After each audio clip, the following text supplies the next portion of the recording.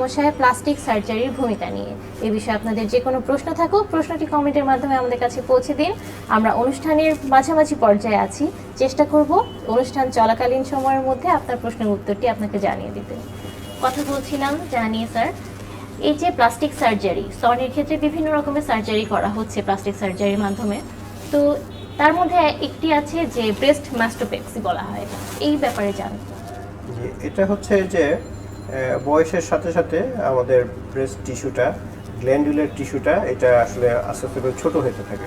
ছোটো হওয়ার ফলে স্পেশালি আফটার চাইল্ড বার্থ, আপনি যারা ব্রেস্ট ফিডিং করে চাইল্ড বার্থের পরেও ব্রেস্টের গ্ল্যান্ডুলার টিস্যু, ভিতরের টিস্যুটা যখন ছোটো হয়ে যায় তখন স্কিনটার সাথে সাথে সেই পরিমাণ ছোটো হয় না, স্কিনটা দেখা যায় কিছুটা লেক্সিটি থাকে, সেই ক্ষেত্রে শেপটা কিছুটা ইয়ে হয়ে যায়, টোসিস বলে আর কি, ব্রেস্টের শেপটা একটু নেমে আসে।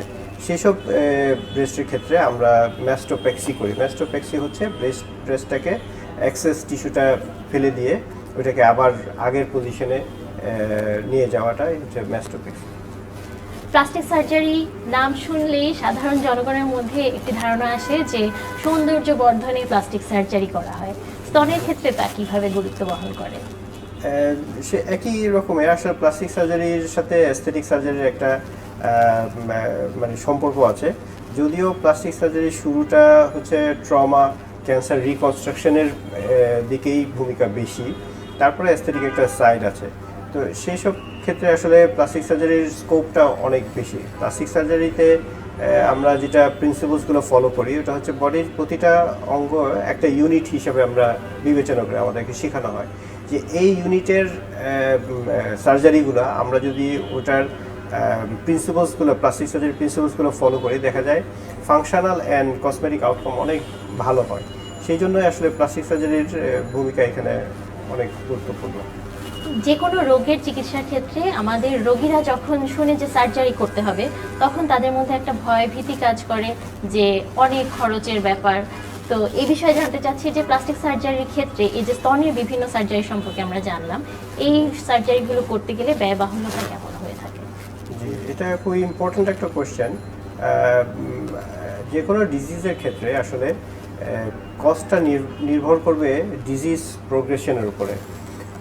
এই জন্য আমরা বলি যে যত আর্লি আপনার সিমটম শুরু হয়েছে, যে কোনো ডিজিজ যত আর্লি সিমটম শুরু হয়েছে তত তাড়াতাড়ি যদি আপনার চিকিৎসকের পরামর্শ নেন, দেখা যায় অনেক অপারেশন আছে লোকাল অ্যানেস্থেসিয়া করে আপনি চলে যেতে পারবেন, এরকম অবস্থা নিয়েই শুরু হয়।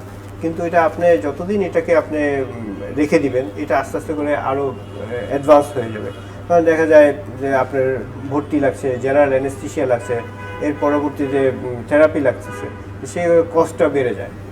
মানে যত ডিলে করবে তত কস্ট বেড়ে যাবে। আর কস্টের ক্ষেত্রে আসলে এটা ডিপেন্ড করবে disease, treatment modality, hospital stay, সব কিছু মিলেই আসলে কস্টটা ইয়ে করে। যে কোনো সার্জারির ক্ষেত্রে যেরকম প্লাস্টিক সার্জারিও তাই, খুব বেশি আহামরি কিছু না।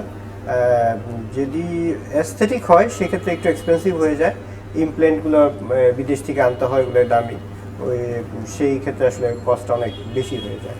ধন্যবাদ স্যার আপনাকে।